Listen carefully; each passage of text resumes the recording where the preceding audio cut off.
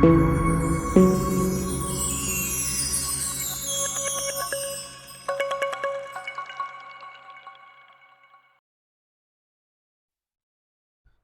आज हम बात करेंगे रेफ्रिजरेटर। रेफ्रिजरेटर का वायरिंग कैसे किया जाता है, एकदम इजी तरीके से देखेंगे। अगर हम ये वीडियो को एक बार देखेंगे, डायग्राम एक बार बनाएंगे, तो हम एकदम पूरे तरीके से वायरिंग कर सकते हैं। तो हम बात करेंगे रेफ्रिजरेटर यानी क्या, फ्रिज। फ्रिज में तीन कंपोनेंट्स पाए जाते हैं।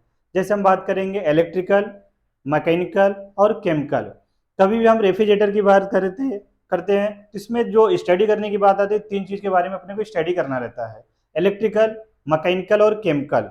इलेक्ट्रिकल यानी क्या, जो वायरिंग, जो हम बात करेंगे, जो डायग्राम बताएंगे, कनेक्शन बताएंगे, ये इलेक्ट्रिकल है। इलेक्ट्रिकल यानी जो पावर के द्वारा चलता है, इलेक्ट्रिक के द्वारा चलता है, विद्युत के द्वारा चलता है, उससे हम इलेक्ट्रिकल कंपोनेंट्स बोलते हैं।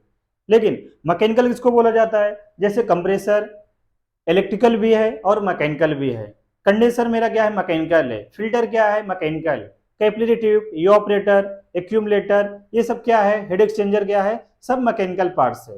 और मैकेनिकल के बाद क्या आता है, केमिकल। केमिकल यानी क्या, गैस। फ्रिज में दो ही गैस चार्ज किया जाता है, जैसे अभी देखेंगे प्रेजेंट टाइम में R134A और R600, दो ही गैस चार्ज किया जा रहा है।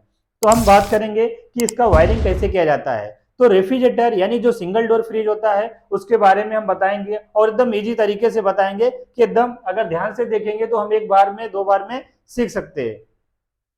तो मेरे पास सबसे पहले हम कंपोनेंट्स के बारे में बताएंगे कि कौन कौन से कंपोनेंट सिंगल डोर फ्रिज में लगाया जाता है।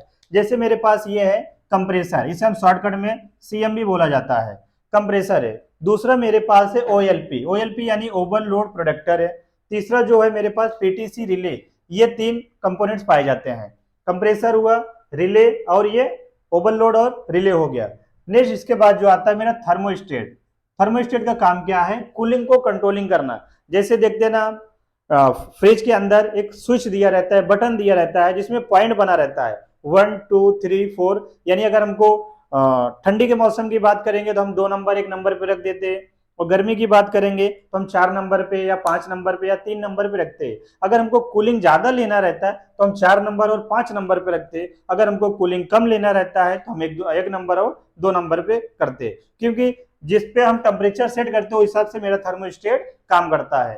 थर्मोस्टेट के अंदर बहुत सारे कंपोनेंट्स पाए जाते हैं जो टेम्परेचर को मेंटेन करता है, कटा पड़ता है। दूसरी बात, थर्मोस्टेट में जो पावर पाया जाता है, एक तरफ L1 और दूसरे तरफ L2 पाया जाता है। यानी इसमें फेस इन होता है और फेस आउट होता है, इसमें न्यूट्रल नहीं दिया जाता है। और दूसरा मेरे पास जो है ये डोर स्विच।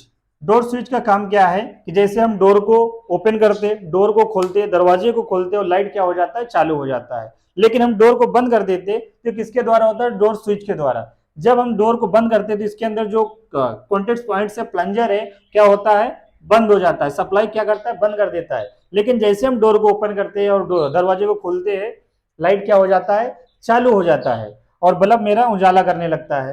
तो इस तरह से ये डोर स्विच और ये डोर बल्ब और होल्डर लगा हुआ है। तो ये सारे कंपोनेंट्स इसमें पाए जाते हैं: thermostat, door switch, door bulb, overload, relay, compressor. Fridge में जो कंप्रेसर की बात करेंगे तो फ्रिज में जो कंप्रेसर पाया जाता है, रेसिप्रोकेटिंग कंप्रेसर पाया जाता है। और एसी में बात करेंगे तो अलग अलग कंप्रेसर की बात करेंगे तो बहुत अलग अलग टाइप्स के कंप्रेसर पाए जाते हैं। लेकिन जो फ्रिज में कंप्रेसर लगाया जाता है, इसमें रेसिप्रोकेटिंग कंप्रेसर रहता है।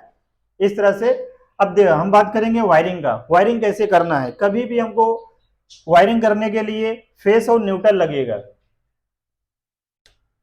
जैसे मेरे पास यहाँ पे हमने दे दिया, अर्थिंग दे दिया, इस से अर्थ लिखा जाता है, एन से न्यूट्रल लिखा जाता है और एल से क्या लिखा जाता है, फेस लिखा जाता है। तो जो फेस रहेगा सबसे पहले थर्मोस्टेट में जाएगा, फेस किस में जाएगा, थर्मोस्टेट में।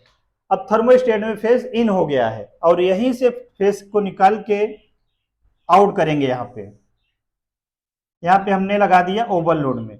ये फेस यहां से इन हुआ और फेस यहां से आउट हुआ। अब मिल गया ओवरलोड, क्योंकि कंप्रेसर के जो कॉमन पॉइंट रहता है उसमें फेस दिया जाता है, ओवरलोड जो रहता है उसमें फेस दिया जाता है। हमने यहाँ पे फेस दे दिए। दूसरा स्टेप देखेंगे अभी, जो मेरा डोर स्विच है, डोर स्विच को कनेक्शन जो होता है, हम डोर स्विच का कनेक्शन जो रहता है, इस साइड से देते। इस साइड से क्यों देते? क्योंकि अगर थर्मोस्टेट पावर कट ऑफ करेगा, जैसे अभी पावर थर्मोस्टेट कट ऑफ कर दिया, टेम्परेचर मेंटेन किया और पावर को बंद कर दिया, तो कंप्रेसर मेरा ऑफ हो जाता है, कंप्रेसर मेरा ऑफ हो जाता है, लेकिन मेरा जो इन साइड रहता है थर्मोस्टेट का सप्लाई चालू रहता है। तो इसलिए हमको डोर स्विच के इन साइड पे कनेक्शन किया जाता है। अगर आउटसाइड पे कर देंगे तो क्या होगा, जिस तरह से कंप्रेसर बंद होएगा उसी तरह से मेरा लाइट बंद हो जाएगा। इसीलिए हम थर्मोस्टेट के इन साइड से सप्लाई देते हैं। अब यहाँ डोर स्विच में दिए, डोर स्विच से आएगा डोर बल्ब में।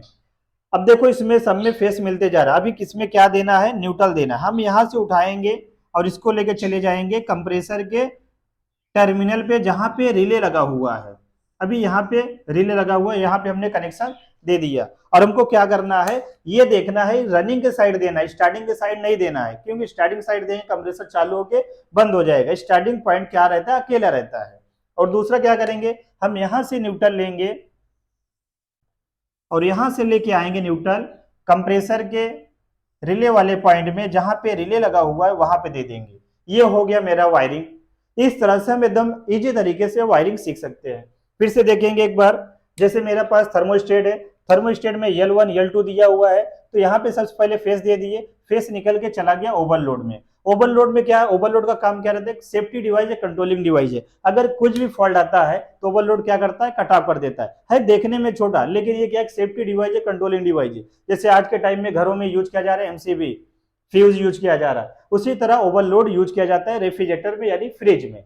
हमने यहाँ पे इसको फेस दे दिया कॉमन टर्मिनल में, और दूसरा यहाँ से इन साइड निकाल के यानी थर्मोस्टेट के इन साइड निकाल के डोर स्विच दे दिया। डोर स्विच से निकाल के डोर बल्ब से उठा के हमने यहाँ पे दे दिया, और यहीं से हमने उठा के न्यूट्रल दे दिया। सबको, इसको भी सबको न्यूट्रल मिल गया है। तो इस तरह से हम डायग्राम एकदम इजी तरीके से सीख सकते हैं। और इस अगर किसी को कुछ भी ऐसा डाउट रहे तो कमेंट भी करिएगा, तो हम उसको और डिटेल समझा सकते हैं। लेकिन इस वीडियो में हमने पूरा डायग्राम बताया, तो समझ में आ गया होगा। अगर किसी को ऐसा कुछ डाउट रहे तो फिर से कमेंट करिएगा, हम उसको अच्छी तरीके से बता सकते हैं।